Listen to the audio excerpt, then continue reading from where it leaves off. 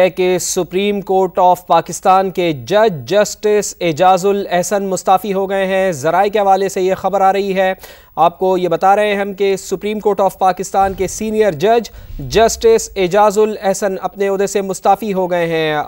ذرائع یہ بتا رہے ہیں مستعفی ہوئے ہیں justice Ijazul Ahsan, supreme court of Pakistan کے جج ہیں، جن کے بارے میں یہ اطلاعات آ رہی ہیں کہ انہوں نے استعفیٰ دے دیا ہے۔ ذرائع ایسا کنفرم کر رہے ہیں۔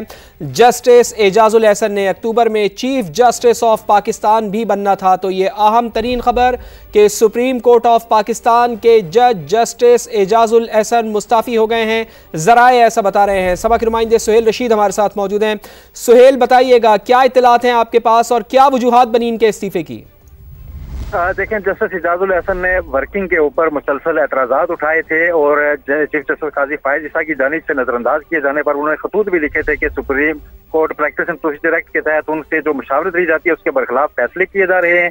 اس کے علاوہ انہوں نے سپریم جوڈیشل کونسل کی جو پروسیڈنگ چل رہی تھی ان کے اس میں بھی ایک اختلافی نوٹ لکھا تھا جسٹس مظاہر نقوی کے خلاف، جس طرح سے پروسیڈنگ چل رہی تھی، اور آج دن انہوں نے سپریم جوڈیشل کونسل کے اجلاس میں بیٹھنے سے بھی معذرت کی تھی۔ یہ وہ سارے حالات تھے جس کے بعد اب ذرائع ایسا بتا رہے ہیں کہ انہوں نے بطور جج بھی استعفیٰ دے دیا ہے کہ وہ اپنی جو ہے وہ بطور جج مزید کام جاری نہیں رکھ سکتے۔ ابھی ذرائع کے حوالے سے یہ خبریں سامنے آ رہی ہیں کہ وہ اپنے عہدے سے مستعفی ہوئے ہیں، اور اہم یہ ہے کہ جسٹس اعجازل احسن نے اس کے بعد چیف جسٹس پاکستان بھی بننا تھا اکتوبر میں، لیکن اس سے پہلے اب ان کی جانب سے یہ استعفے کے جو ہے وہ ذرائع بتا رہے ہیں کہ وہ مستعفی ہو گئے ہیں، انہوں نے اپنا کام جو ہے وہ چھوڑ دیا ہے۔ یہ دوسرا استعفیٰ ہے جو دوسرے دن میں سامنے آ رہا ہے، جس سے پہلے جسٹس مظاہر نقوی مستعفی ہوئے تھے، اور آج دن کو ہم نے دیکھا تھا کہ جب سپریم جوڈیشل کونسل کی اوپن کارروائی شروع ہوئی تو اس میں 4 ممبران آئے۔ جسٹس اعجازل احسن کی جو چیئر تھی وہ خالی تھی۔ چیف جسٹس پاکستان نے صرف اطلاع دیا تھا کہ جسٹس اعجازل احسن نے معذرت کی ہے کہ وہ بیٹھ نہیں سکتے اس اجلاس میں، جس کے بعد جسٹس منصور علی صاحب کو شامل کیا گیا تھا اور کونسل کی کارروائی آگے بڑھائی گئی تھی، اور ہم نے یہ بھی دیکھا کہ کونسل نے مستعفی ہونے کے باوجود کارروائی جاری رکھنے کا فیصلہ کیا۔ لیکن 2 دن پہلے ایک اختلافی نوٹ سامنے آیا تھا جسٹس اعجازل احسن کا سپریم جوڈیشل کونسل کی طرف سے، جو کہ غیر معمولی چیز تھی۔ اس سے پہلے انہوں نے 2 خطوط لکھے تھے مختلف مراحل پر کہ جو بینچ فائنل ہو رہے ہیں جب نوٹیفائی ہوتے ہیں تو وہ اس سے مختلف ہوتے ہیں اور ان کو سنا نہیں جا رہا۔ یہ ایک اختلافات موجود تھے، جس کے بعد اب یہ استعفیٰ جو ہے ذرائع بتا رہے ہیں کہ انہوں نے اپنے عہدے سے دے دیا ہے کہ وہ بھی بطور جج اپنا کام مزید جاری نہیں رکھ سکتے۔ ان کی جانب سے جو استعفیٰ ہے وہ بھی صدر پاکستان کو ارسال کیا جائے گا۔ ٹھیک گروپنگ ہے، میں اس کو گروپنگ کا لفظ تو استعمال نہیں کروں گا، یہ ہے کہ 2 ہم خیال عناصر علیحدہ علیحدہ جو ہیں وہ اس وقت بھی آئیڈینٹیفائی کیے جا سکتے تھے، اور اس وقت جسٹس اعجازل احسن جو ہیں وہ ان کا شمار ان ججز میں ہوتا تھا جو کہ عمر عطا بندیال کے ہم خیال تھے چیف جسٹس کے، جبکہ جسٹس فائز عیسیٰ اور چند اور دوسرے جج جو ہیں وہ ان سے ڈفرینٹ نقطہ نظر رکھتے تھے۔ تو اب وہ چیزیں جو ہیں وہ زیادہ کھل کے سامنے آئیں، اور جس میں سے کل ہم نے ان کی جانب سے ایک نوٹ دیکھا جو کہ سپریم جوڈیشل کونسل میں جسٹس مظاہر اکبر نقوی کے خلاف کارروائی کے حوالے سے تھا۔ اس میں انہوں نے اس ساری کی ساری چیز کو جو ہے جلد بازی کا نتیجہ اور آؤٹ آف کانٹیکسٹ قرار دیا تھا۔ وہ بھی ایک آبویس چیز تھی۔ اس سے پہلے بھی 2-3 معاملات میں وہ خاصا اختلاف اس میں کر چکے ہیں، اور اگرچہ انہوں نے جو پروسیجر اینڈ پریکٹس ایکٹ ہے اس کی خود مخالفت کی تھی، اس کے خلاف فیصلہ دیا تھا، لیکن اس کے باوجود وہ اس کے اطلاق کے حوالے سے انہوں نے 2-3 مرتبہ اپنے تحفظات کا اظہار بھی کیا ہے، اور بینچ میں بیٹھے ہوئے بھی ان کے کچھ ریمارکس جو ہے وہ اسی نوعیت کے تھے۔ تو یہ لگ رہا تھا کہ کوئی کیمسٹری جو ہے وہ میچ نہیں کر رہی، اور اس حوالے سے بھی کوئی امکانات موجود تھے کہ شاید آگے کسی مرحلے میں یہ اختلافات جو ہے وہ مزید شدید ہو جاتے اور ان کے لیے جو پروسیڈنگ ہے وہ آگے جاری رکھنا مشکل ہوتا۔ اور اس میں وہ جس کو آپ یہ کہہ لیں کہ جو ہم خیال لوگ تھے ان کا نقطہ نظر تو یہی تھا کہ ستمبر تک کا جو اکتوبر تک کا جو قاضی فائز عیسیٰ صاحب کا دور ہے وہ گزر جائے گا، اور اس کے بعد پھر ایک ایسے جج صاحب آ جائیں گے جو اسی سوچ کے حامل ہیں جو عمر عطا بندیال صاحب کی پائی جاتی تھی، اور جو جس فائز عیسیٰ کے خلاف کہا جا سکتا ہے ان کو، تو وہ اس کے بعد صورتحال پھر تبدیل ہو جائے گی۔ ٹھیک ہے، صورتحال پھر تبدیل ہو جائے گی۔ خالد صاحب آپ ہمارے ساتھ موجود رہیے گا۔ سینئر اینکر پرسن منیب فاروق نے بھی ہمیں جوائن کیا ہے۔ منیب، سپریم کورٹ کے جج جسٹس اعجازل احسن مستعفی ہو گئے ہیں، کیا کہیں گے آپ؟ دیکھیے اس کی کافی سگنیفیکنس ہے آج کے حالات کے اندر، لیکن میں اس پہ صرف یہ کہنا چاہوں گا کہ محض اس وجہ سے کہ جسٹس مظاہر علی اکبر نقوی صاحب کے خلاف جو سپریم جوڈیشل کاؤنسل میں شکایت تھی وہ درست طریقے سے پروسیڈ نہیں کر رہی تھی، اس میں انڈیو ہیسٹ تھا یا اس میں ایک تعصب کا ایلیمنٹ نظر آتا تھا، کیا اس وجہ سے ایک ایسی شخصیت جو کہ اکتوبر کے اندر یعنی کہ اب سے تقریباً 8-9 مہینے بعد ملک کے چیف جسٹس بننے والے تھے، انہوں نے محض اس وجہ سے اپنے عہدے سے استعفیٰ دے دیا ہے؟ یہ بات ذرا ہضم کرنا مشکل ہے۔ اس کے پیچھے کچھ اور محرکات ہو سکتے ہیں، کچھ اور باتیں ہو سکتی ہیں جن کے بارے میں شاید آج ادراک نہ ہو، لیکن کسی سٹیج پر جا کر وہ باتیں ضرور سامنے آئیں گی۔ اور اس لیے بھی کہ اعجاز الاحسن صاحب بہت قریب تھے سابق چیف جسٹس ثاقب نثار صاحب اور عمر عطا بندیال صاحب کے۔ اعجاز الاحسن صاحب اس بینچ کے اندر بعد میں پھر مانیٹرنگ جج بھی رہے جس نے پیناما کا فیصلہ دیا، اور اعجاز الاحسن صاحب کا کنڈکٹ اور وہ سارا کچھ جو تھا اس میں نظر آتا تھا کہ ان کی واضح لیننگ کس سائڈ پر ہے۔ اعجاز الاحسن صاحب نے جس طرح سے بحیثیت جج، وہ ایک ان کا شمار اچھے ججز میں ہوتا تھا، یعنی لائق ججز میں ہوتا تھا، لیکن ان کا جو باعث تھا وہ کم از کم بڑا کلیئر تھا اس معاملے میں۔ محض اس وجہ سے ان کا استعفیٰ دے دینا کہ مظاہر علی اکبر نقوی صاحب کے ساتھ زیادتی ہوئی ہے، اور خاص طور پہ اس وقت جب مظاہر علی اکبر نقوی صاحب اپنے اوپر لگائے گئے الزامات کا دفاع خود نہیں کر پا رہے، وہ ان الزامات کے خلاف کوئی واضح یا ٹھوس ثبوت نہیں دے پا رہے، کیا محض اس وجہ سے اعجاز الاحسن صاحب نے اپنے عہدے سے استعفیٰ دیا ہے؟ کیا محض اس وجہ سے استعفیٰ دیا ہے کہ بینچز کی تشکیل ٹھیک نہیں ہو رہی؟ اگر ایسا تھا تو پھر قاضی فائزہ صاحب جب اعتراض کرتے تھے بحیثیت سینئر پیون جج کہ ان کو ساتھ مشاورت نہیں ہوتی، ان کو کسی عام کانسٹیٹیوشنل میٹر کے اوپر، جب بندیال صاحب چیف جسٹس تھے، قاضی فائزہ صاحب کو کسی بینچ میں شامل نہیں کیا جاتا تھا، تو کیا اس کا نتیجہ یہ تھا کہ وہ بھی مستعفی ہو جاتے؟ عام طور پر ایسا نہیں ہوتا، جج صاحبان اپنی ریزرویشن ضرور شو کر دیتے ہیں، چلیں سپریم جوڈیشل کاؤنسل میں وہ نہیں گئے اور کوئی بات نہیں، ان کی جگہ جو نیکسٹ ان لائن جج تھے ان کو لیا جا سکتا تھا، لیکن اپنے عہدے سے استعفیٰ دینا یہ کوئی چھوٹی بات نہیں ہے، اس کے پیچھے یقینی طور پر اور محرکات ہیں، کچھ اور وجوہات ہوں گی جو کہ شاید اتنی سادہ نہیں ہے جتنی آج ہم سمجھ رہے ہیں۔ ٹھیک ہے منیف صاحب، ساتھ ہی رہیے گا۔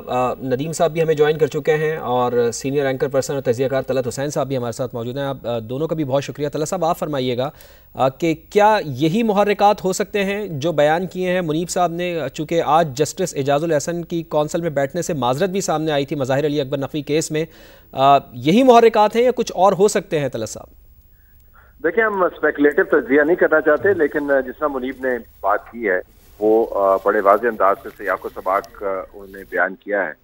ایک ہمیں چیز یاد رکھنی چاہیے کہ اعجاز الاحسن صاحب جو تھے وہ اپنے آپ کو انکریزنگلی بہت اکیلا محسوس کر رہے تھے۔ یہ وہ جج صاحبان ہیں جنہوں نے بہت اچھے دن دیکھے تھے ثاقب نثار کے دور میں، جب ان کا پورا ایک ٹولہ اور ٹیم وہاں پر موجود ہوتی تھی، پھر اس کے بعد کھوسا صاحب کے دور میں ان کی مزید گڈی چڑھی، پھر گلزار صاحب کے دور میں تو یہ بالکل آسمان کو ٹچ کر رہے تھے، پھر بندیال صاحب کا جو تھا وہ پیک دور تھا۔ تو 4 چیف جسٹسز اس پورے ٹولے نے، جو لاہور گروپ جس کو میں کہتا ہوں جوڈیشری کے اندر، اس سے بہت اچھا گزارا۔ تو اعجاز الاحسن صاحب انکریزنگلی یہ دیکھ رہے تھے کہ ان کے لیے جو مینوور کرنے کی سپیس ہے وہ بہت شرنک ہو چکی ہے، کیونکہ اعجاز الاحسن صاحب پولیٹیسائز ججز کی ایک روایت کو ریپرزینٹ کرتے تھے جس میں ججز اوپنلی پوزیشن لیا کرتے تھے۔ آپ کو وہ کلپ تو یاد ہوگا جس میں ثاقب نثار صاحب ان کے برابر میں بیٹھ کے فرما رہے تھے کہ جی 2-4 ایم پی تو میں ویسے ہی فارغ کر دیتا ہوں۔ اعجاز الاحسن صاحب جو ہیں وہ پھر پاناما کیس کی وجہ سے مشہور ہوئے، یہ سپروائزری ان کے ہاتھ میں آئی، تو یہ عمران خان کے 10 سالہ پروجیکٹ کے جو مہرے تھے وہ تمام کے تمام جو ہیں اپنے آپ کو اپنا وقت گزار چکے، اور اس کے بعد انہوں نے اپنے آپ کو لونلی محسوس کرنا شروع کر دیا۔ تو یہ ذہن میں رکھیے گا کہ اعجاز الاحسن صاحب ایک ایسی کورٹ کے اندر موجود تھے جہاں پر عمران خان کا 10 سالہ پروجیکٹ جو تھا وہ اپنی بہت سیاسی طور پر مر گیا تھا، لیکن جوڈیشری کے اندر ان کے جو انفلوئنسز تھے وہ موجود تھے لیکن کم ہو رہے تھے۔ دوسری بات، ایک براہ راست کلیش ہے ان کا چیف جسٹس قاضی فائز عیسیٰ کے ساتھ، جس میں ان کے خط و کتابت کے اندر وہ کلیش آپ کو واضح انداز سے نظر بھی آیا۔ اور باقاعدہ یہ ریکارڈ پہ لے کے آئے. لیکن جب چیف جسٹس کی طرف سے اس کا جواب آیا ویب سائٹ کے اوپر، وہ خطوط اور اعجاز الاحسن صاحب کے جو اپنی کمالات تھے وہ انہوں نے سامنے رکھے، تو میرے خیال میں بہت ہی ان کو شرمندگی ہوئی. لیکن آخری شرمندگی جو تھی وہ مظاہر نقوی صاحب کے استعفے کے حوالے سے تھی، جن کو انہوں نے بہت اچھے طریقے سے اپنی طرف سے ڈیفینڈ کیا تھا. لیکن اگلے 24 گھنٹے میں مظاہر نقوی صاحب جو ہیں وہ تمام بوریا بسترا لپیٹ کے تو چلے گئے. تو میرے خیال میں ان کے لیے بہت ہی ایک عجیب و غریب صورتحال ڈیولپ ہو رہی تھی. اور مجھے یہ بھی بتایا گیا ہے کہ ان سے متعلق جو مواد ہے وہ سپریم جوڈیشل کاؤنسل کے لیے ایک ریفرنس تیار ہو رہا تھا. اب وہ ریفرنس کی نوعیت کیا ہے، وہ پٹیشنر کون ہے، لیکن یہ میں آپ کو بتا سکتا ہوں کہ ان کے بارے میں، ان کے ایسٹس کے بارے میں، ان کے معاملات کے بارے میں ایک درخواست تیار ہو رہی تھی. تو میرے خیال میں منیب نے جس کا ذکر کیا یہ معاملات اس طرف جاتے ہوئے نظر آتے ہیں. ٹھیک، ان کے خلاف بھی ایک درخواست تیار ہو رہی تھی. طلعت صاحب آپ ہمارے ساتھ موجود رہیے گا. ندیم ملک صاحب آپ کی طرف آئیں گے. آج سپریم کورٹ کے سینئر جج justice Ijaz ul Ahsan supreme judicial council سے الگ ہو گئے. کیا سمجھتے ہیں جو تاثر ہے کہ سپریم کورٹ میں ججز میں تفریق ہے، یہ وجہ ہو سکتی ہے؟ ڈیفینڈ نہیں کر پائے مظاہر نقوی کل، اعجاز الاحسن صاحب نے اس وجہ سے استعفیٰ دیا، یا بینچز کی تشکیل، یا اس کے علاوہ کوئی اور بھی وجوہات ہیں؟ دیکھیے اس کے پیچھے کئی محرکات ہوں گے، صرف ایک فیکٹر نہیں ہوگا. مظاہر علی اکبر نقوی والا کیس بظاہر ہمارے سامنے ایک ایسا کیس ہے جس میں انہوں نے خود کو ڈیفینڈ نہیں کیا اور استعفیٰ دے دیا، اور اعجاز الاحسن صاحب خود کو ان کے ساتھ کلب کر چکے تھے، اس لیے انہیں لگا کہ ان کو استعفیٰ دے دینا چاہیے. یہ بڑا سمپلسٹک ویو ہے، میں اس کو ایکسیپٹ نہیں کرتا. میرے خیال میں فار بگر کرائسس جو ہے وہ ان دی آفنگ ہے. صرف سپریم کورٹ میں نہیں، کہیں اور جگہ سے بھی مسائل آئیں گے اور وہ مسائل ابھی کنٹینیو کریں گے. ابھی یہ الیکشن کے پروسیس تک مجھے لگتا ہے یہ انسیٹلنگ ایک انوائرمنٹ ہے جو بڑھتی جائے گی. یہ مانیٹرنگ جج تھے پاناما کیس کے اندر جو نواز شریف کی نگرانی کے لیے اس کے کیسز کی لگائے گئے تھے. اگر جج ارشد ملک کی اس میٹنگ کا احوال کھولا جائے جو سپریم کورٹ بلڈنگ میں آج پہلی دفعہ آپ کو بتا رہا ہوں ہوئی تھی، ان کو بلا کے کن ججز نے ان سے ملاقات کی تھی اور کس ادارے کی شخصیت وہاں موجود تھے، جس کی بنا پہ مجھے نوٹس بھی آیا تھا کاؤنٹر ٹیررزم ڈپارٹمنٹ FIA کا، تو آپ کو کئی اور چیزیں بھی کھلیں گی. تو یہ جو باقی چیزیں ہیں کہ کون سی فائنینشیل ارریگولرٹیز کی ہیں، اس کی بنا کے اوپر تو 5-6 اور بھی ڈھونڈے جا سکتے ہیں کیس. لیکن یہ معاملہ پولیٹیکل نوعیت کا ہے اور اس کے اندر مسائل بڑے ٹیڑھے میڑھے ہیں. یہ ایک پورا ایڈمنسٹریشن کے حصہ بن کر پولیٹیکل انجینئرنگ کا پروسیس کرنے میں جن جن لوگوں کا کردار تھا، کسی میں ایک کا ہوگا، کسی میں دوسرے کا ہوگا، ان ساروں کی باری مجھے لگتا ہے لگنے والی ہے. مسائل بڑھیں گے، کم نہیں ہوں گے. یہ نہیں ہوگا کہ اعجاز الاحسن چلیں گے تو چیپٹر یہاں کلوز ہو گیا، کیونکہ مظاہر علی اکبر نقوی کے کیس میں سپریم جوڈیشل کونسل نے یہ پوزیشن لی ہے تو وہ کاروائی جاری رہے گی. ماضی کی روایت کے برعکس جب استعفیٰ دے دیا جاتا تھا تو وہ کتابیں بند کر دی جاتی تھی. انہوں نے کہا نہیں، ہم اس کو کنکلوڈ کریں گے پروسیس کو. تو دیر از سم تھنگ ان دی آفنگ. میں اسمیل کر رہا ہوں کہ کچھ اور ہونے والا ہے. لیٹس سی، ویٹ اینڈ سی کہ کیا نکلتا ہے. اس میں کرائسس بڑھے گا، ابھی کم نہیں ہوگا. منیف صاحب آپ کو بھی یہی لگتا ہے کرائسس بڑھے گا ابھی؟ دیکھیے اس کے بارے میں کافی دفعہ یہ بات کہہ چکا ہوں کہ یہ جو اس دفعہ اس مہینے میں ہو رہا ہے، یہ جس مواد کا ذکر کیا جاتا ہے یا طلعت صاحب نے فرمایا اور ندیم ملک صاحب نے فرمایا، بات بڑی سیدھی سی ہے جی کہ جب آپ کسی جگہ کسی کے ایکسپینس پر استعمال ہوں تو پھر کچھ چیزیں ریکارڈ کا حصہ بن جاتی ہیں اور بوقت ضرورت ان کو استعمال کیا جاتا ہے. پھر جب ان کو استعمال کیا جاتا ہے تو پھر کوئی ایک فریق ان میں بڑی کمپرومائزنگ پوزیشن میں آ جاتا ہے، اور جب وہ آ جائے تو اس کے پاس پھر سیف ایگزٹ ایک ہی ہوتا ہے کہ وہ کنارہ کشی اختیار کر لیں. یہ جو جتنی بروٹل پاور گیم ہوتی ہے یا کسی کو سیاسی طور پر ایلیمینیٹ کرنے کی گیم کی جاتی ہے یا استعمال ہوتی ہے، اس میں جو ایک ڈومیننٹ چیز ہوتی ہے وہ بروٹیلٹی ہوتی ہے. اور جس طریقے سے وہ کیا جاتا ہے پھر اس میں بہت سے لوگوں کو استعمال کیا جاتا ہے، بہت سے دفاتر کو استعمال کیا جاتا ہے. 2016 سے لے کر 18 کے درمیان بھی بہت سے عام عہدوں اور دفاتر کو استعمال کیا گیا. اب ظاہری بات ہے پھر جب یہ ہوتا ہے تو کچھ لوگ اس میں پھر استعمال ہوتے ہیں اور کچھ لوگوں کو پھر یہ پتہ نہیں ہوتا کہ جو وہ کر رہے ہیں وہ کسی جگہ ڈاکیومنٹ ہو رہا ہے، اور اگر ہو رہا ہے تو پھر وہ کسی جگہ باہر نکل کے یا آپ کے کوئی جب وقت آتا ہے تو پھر وہ گڑے مردوں کو نکالا جاتا ہے، ان کو ان کی صاف صفائی کی جاتی ہے اور کسی کے سامنے رکھ دیا جاتا ہے کہ اب آپ کیا کہیں گے. تو پھر ایسی صورت میں جو फरीक कॉम्प्रोमाइज्ड होता है वो फिर घर जाने को प्रेफर करता है। मेरे ख्याल में इससे ज्यादा अगर हम गुफ्तगू करेंगे तो वो शायद हम में से किसी के हाजमे के लिए अच्छी नहीं है। ठीक है मुनीब, आप हमारे साथ मौजूद रहिएगा। तलत साहब, जिस तरह से नदीम साहब बात कर रहे थे और कह रहे थे कि मजीद भी इस्तीफे आ सकते हैं, इस्तीफों की जो हवा चली है आपको भी यही लगता है, और जो उन्होंने कहा कि कुछ और भी होने वाला है? देखिए, मैं तो मेरे पास तो कोई ऐसा पैमाना नहीं है कि मैं जान पाऊं कि मालूमात के बगैर के मुस्तकबिल में क्या हो सकता है, लेकिन मैं आपको वही बता सकता हूं जिसकी जानकारी मेरे पास मौजूद है, जिसकी मालूमात मेरे पास मौजूद है, और वो नामुकम्मल मालूमात हैं। लेकिन ये मैं आपको बता सकता हूं कि एजाजुल एहसन साहब की जो सूरत हाल थी सुप्रीम कोर्ट के अंदर, वो एक जज साहब के बयान के मुताबिक अनटेनेबल हो गई थी। यानी वो अमली तौर पर सुप्रीम कोर्ट के अंदर फंक्शन अपने आप को करते हुए पा नहीं रहे थे, क्योंकि वो खास किस्म के माहौल के अंदर ऑपरेट करते थे जिसके अंदर पावर गेम का वो हिस्सा रहे थे। दोबारा दोहराता चलूं कि जिस प्रोजेक्ट को इंडोर्स करने के लिए ये तमाम जज साहिबान की लाइन लगाई गई थी, और जिस प्रोजेक्ट को 10 साल चलाने के लिए जस्टिस काजी फायज ईसा को रिमूव करने की कोशिश की जा रही थी, वो प्रोजेक्ट अपनी मौत खुद मर गया। तो वो तमाम जज साहिबान जिन्होंने अपना जुडिशियल कैरियर सियासतदानों की तरह, उसमें सियासतदान भी इन्वॉल्व है, उसके अंदर सहाफ़ी भी इन्वॉल्व हैं, जिन्होंने अपने कैरियर इस उम्मीद के ऊपर एक खास सिमत में रखे हुए थे कि 10 साल तक खास निज़ाम चलता रहेगा, उन सब के लिए बड़ी मुश्किल थी। एजाजुल एहसन साहब के मामलात बिल्कुल भी सीधे नहीं हैं, इनके फाइनेंशियल मामलात सीधे नहीं हैं, इनके सियासी मामलात सीधे नहीं हैं, इनके जुडिशियल मामलात सीधे नहीं हैं। और जिस तरह मुनीब कह रहे थे कि जब आप पावर गेम का हिस्सा रहते हैं तो उसका एक फुटप्रिंट होता है, उसके शवाहिद मौजूद होते हैं। तो आज अगर उनको लगता है कि आने वाले दिनों में जिस लाडले के लिए इतने पापड़ बेले गए, अब वो लाडला चूंकि नहीं रहा और उनकी जरूरत ज़ाहिर जुडिशरी के अंदर उस काम के लिए नहीं रही, तो बड़ी ऑकवर्ड सिचुएशन है। अगर नवाज शरीफ की जमात मरकज में आती है या नवाज शरीफ प्राइम मिनिस्टर बनता है, तो जिस नदीम साहब कह रहे थे कि ये मॉनिटरिंग जज थे और बड़े तंतराक के साथ उन्होंने मॉनिटरिंग का आगाज किया था, तो एक बड़ी ऑकवर्ड सिचुएशन है। यानी इस्टेब्लिशमेंट जो है वो किसी और तरफ जा रही है, सियासत किसी और तरफ जा रही है, और जज साहब का रुख किसी और तरफ है।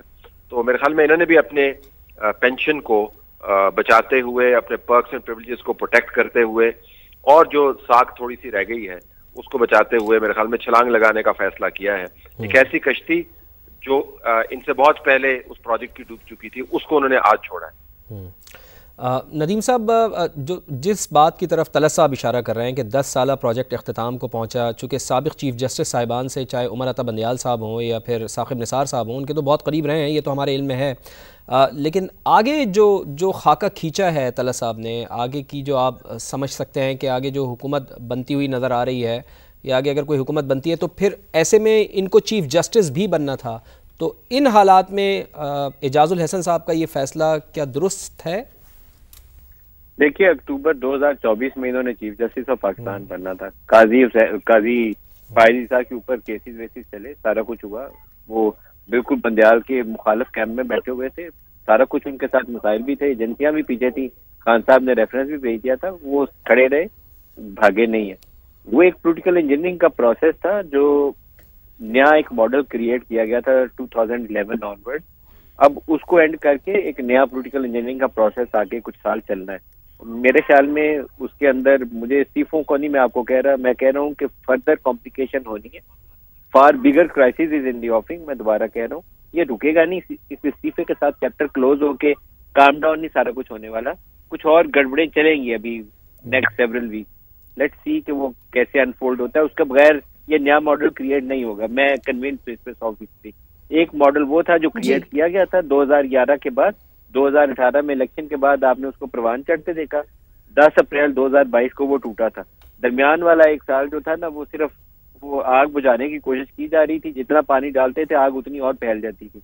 अब एक नई इंजीनियरिंग होनी है, वो क्या शक्ल इख्तियार करेगी अभी मुझे पता नहीं होगा, लेकिन क्राइसिस चलेगा अभी। ठीक है, क्राइसिस चलेगा। नदीम साहब साथ मौजूद रहिएगा। इरफान कादिर साहब साबिक अटॉर्नी जनरल हमारे साथ मौजूद है। इरफान साहब, बहुत शुक्रिया समा के लिए वक्त निकालने का।